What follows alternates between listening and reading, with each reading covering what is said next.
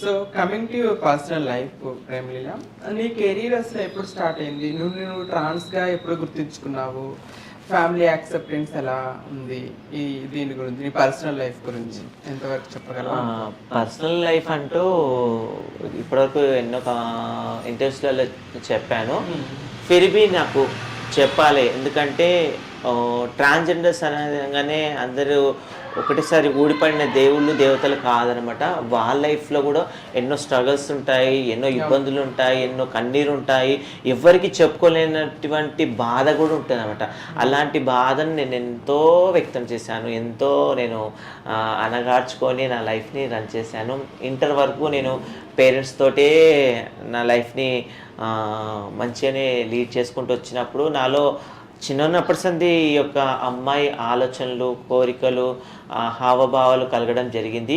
వాటిని నేను బయటికి చెప్పుకోలేకపోయాను. తర్వాత ఇంటర్మీడియట్ ఇక్కడ హైదరాబాద్ సికింద్రాబాద్లో చేస్తున్నప్పుడు అక్కడ నాలాంటి కొంతమంది వ్యక్తులు నన్ను కలవడం, నేను వారిని కలవడం జరిగింది.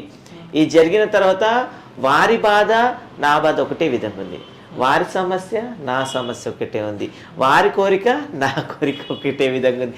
ఇలాంటి కోరికలతో, ఇలాంటి సమస్యలతో ఇంతమంది సతమతం అవుతారు అనేది నేను అక్కడ ఆ ప్లేస్లో చూశాను అనమాట. పరేడ్ గ్రౌండ్లో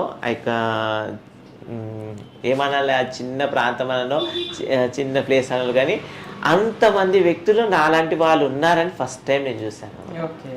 చూసిన తర్వాత కొంతమంది రిసీవ్ చేసుకొని డైరెక్ట్ ఏం పేరు నీ పేరు అని మన లైఫ్ స్టార్ట్ అయ్యేది ఫస్ట్ డిఫరెంట్ గా ఉన్నారు అందరిలాగా ఎందుకు, మనలాంటి వాళ్ళు కనపడేప్పుడు అసలు ఆనందం చెప్పలేదు.